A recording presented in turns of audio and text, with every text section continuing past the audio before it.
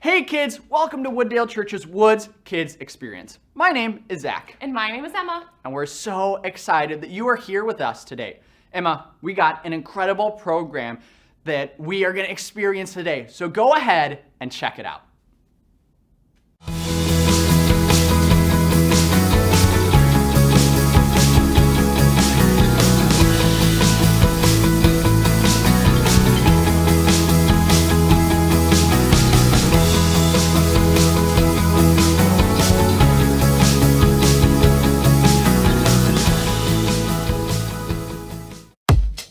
Mic check. 1, 2, 1, 2. Are y'all ready? Yeah. Are y'all ready? Yeah. Y'all ready? Yeah. Press play.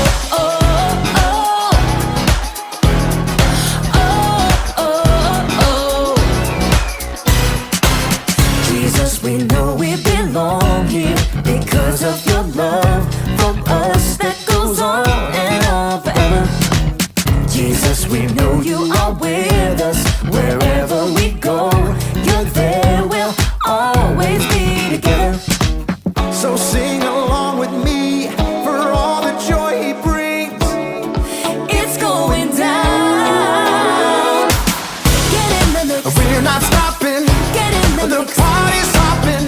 Get in the mix. Everybody say it's time to press play. Get in the The mix. beat is dropping. Get in the mix. Feet are stomping. Get in the mix. Everybody say it's time to press play. Oh, oh, Press play. oh. Press play. Jesus, we know we belong here because of your love for us that goes on and on forever. Jesus, we know you are with us wherever we go. You're there, we'll always be together. So sing along with me for all the joy he brings. It's going down. Get in the mix. We're not stopping. Get in the The mix. party's hopping. Get in the mix. Everybody say it's time to press play. Get in the The mix. beat is dropping. Get in the mix. Feet are stomping. Get in the mix. Everybody say it's time to press play. Oh, oh. Press play. Press play. Press play. Press play. All right, all right, all right. We're gonna break it down one time, y'all. You gotta sing it out with all you got. Y'all ready? Come on, come on. Clap your hands like this. Have confidence to get in the mix. Clap your hands like this. Have confidence to get in the mix. Now clap your hands like this. Like this. Have confidence to get in the mix. Now clap your hands like this. Like this. Everybody get in the mix. Get in the mix. We're not stopping. Get in the The mix. party's hopping. Get in the mix. Everybody say it's time to press play. Get in the The mix. beat is dropping. Get in the mix. Feet are stomping. Get in the mix. Everybody say it's time to press play. Get in the mix. Press play. Press play.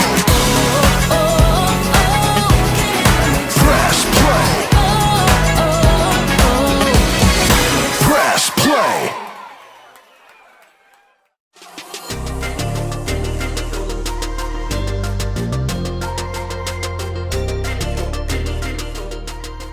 Hey everyone, I'm Graham, and I'm here to give you a little bit of confidence.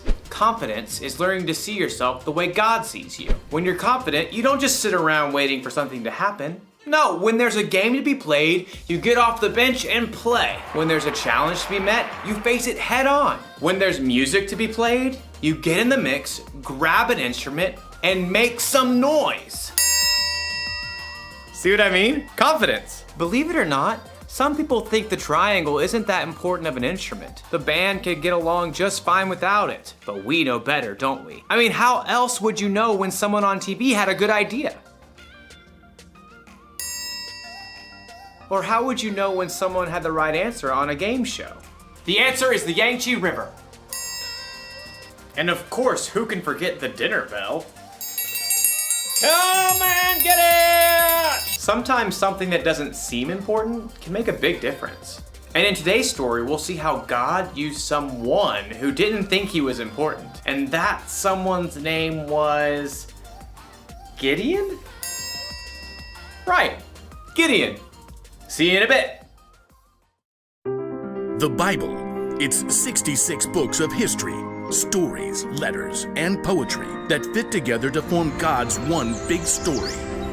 The epic adventure of how He created us and loves us so much that He made a way to rescue us.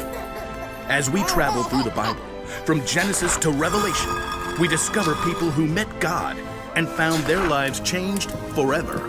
Now, for an amazing story, inspired by the book of Judges, chapters 6 through 8. As many times before, the Israelites turned away from God. He allowed the Midianites to take over their land. God's people hid out in caves. When they tried to grow plants or tend to livestock, the Midianites would show up and destroy their crops and animals. At last, the Israelites cried out to God for help. He heard them and sent the angel of the Lord to a man named Gideon, who was threshing grain in a winepress. Mighty warrior, the Lord is with you. All Gideon could do for a moment was stop and stare. Pardon me, sir. You said the Lord is with us? Then why has all this happened? The Lord has deserted us. You are strong. Go and save Israel from the power of Midian. I am sending you. Pardon me, sir, but how can I possibly save Israel? My family is the weakest in the tribe, and I'm the least important member. I will be with you. Even with a direct message from the Lord, Gideon was still nervous about the whole thing. Give me a special sign.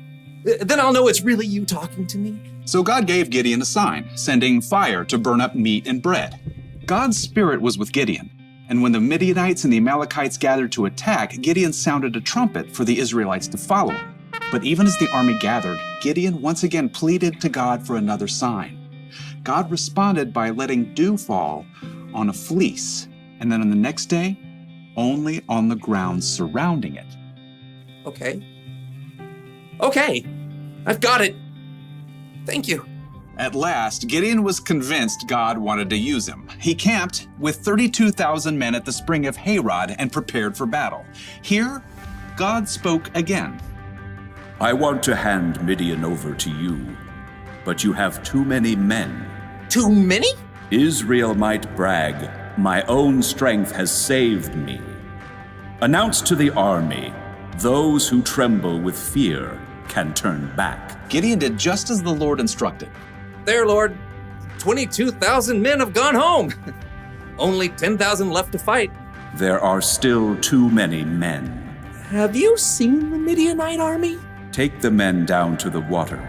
There I will reduce the number of them for you. Even though it must have worried Gideon to lose more of his army, he did just as the Lord said.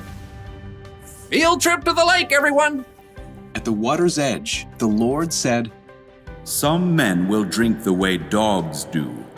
They will lap up the water with their tongues. Separate them from those who get down on their knees to drink. Gideon watched carefully. Most men got on their knees and drank directly from the water, but 300 men cupped the water in their hands and lifted them to their mouths to lap. So, God, I send those 300 men home and keep the other 9,700, right? With the help of the 300 men who lapped up the water, I will save you. Let all the other men go home. Okay. Yes. Gideon sent home every single person in the army except those 300 men. Get some sleep. Tomorrow we will figure out what's next. That night, the Lord spoke to Gideon once more. Get up. What? I'm awake. Gideon stumbled out of his tent. Below, the campfires and torches of the enemy armies covered the entire valley. So many. Like a swarm of locusts. Go down to the camp. Listen to what they are saying. After that, you will not be afraid to attack. Wondering if he might be dreaming, Gideon snuck down the mountain to hover in the shadows at the edge of the camp. He could hear voices from a nearby tent. I had a dream. A round loaf of barley bread came rolling into the camp. It hit the tent with great force and knocked it flat. Wow, but that can only be the sword of Gideon from Israel. God has given him the whole camp. Gideon listened in shock. Wow, God. Thank you. At once, Gideon scrambled back up the hill to the Israelite camp. Get up! Get up! The Lord has handed the Midianites over to you. Quickly, Gideon separated the 300 men into 3 groups and handed each one a trumpet and a clay jar with a torch inside. Watch me. Do what I do. I'll go to the edge of the enemy camp. Then we'll blow our trumpets from all around the camp and shout, "For the Lord and for Gideon!" Gideon and his men headed quietly down the slope, fanning out in groups to surround the vast enemy camp. Okay, get ready. As soon as Gideon sounded his trumpet, he smashed his jar so the torch shone brightly. The other 300 men did the same. For the Lord! A sword for the Lord! Gideon! The Israelites held their ground, but their enemies panicked, confused by the trumpets and bright lights that pierced the dark night. They're coming from everywhere! The enemy armies were so confused, they began to fight each other, and then they fled in fear. After the men! Gideon and the Israelites chased their enemies all the way to the Jordan River and beyond until all the enemy armies were destroyed. The Israelites begged Gideon to rule over them. I will not rule over you. The Lord will rule over you. Yep, Gideon was an underdog, filled with doubt, but he still chose to follow God, and God used him to save the Israelites. According to Gideon, he was the least important family member and the weakest family of his tribe. He certainly didn't think God would use him to lead an army to victory over their enemies, but sometimes God uses people who don't seem important to make a big difference. You see this all through the Bible. Think of Jesus. He didn't pick the strongest, smartest, and most holy people to be his 12 closest friends. He picked regular guys, fishermen and tax collectors to be his disciples, and they went on to make a huge difference in the world. Hey, maybe that means God can use someone like me too, or someone like you. We don't have to know everything. We don't have to be important. God can do big things through us. Maybe he can use you to help a friend who's having a bad day. Maybe he can use you to solve a problem in your community. Or you might invent something that's never existed before. You might not think you're that important, and you might not think you're ready to make any kind of big difference. But the truth is, God thinks you're important, and he's totally ready to use you for something amazing. That's the one thing to remember today. God can use you no matter what. Knowing that should give you a little confidence. Why is my mouth watering? Oh, must be dinner time. I'll see you around.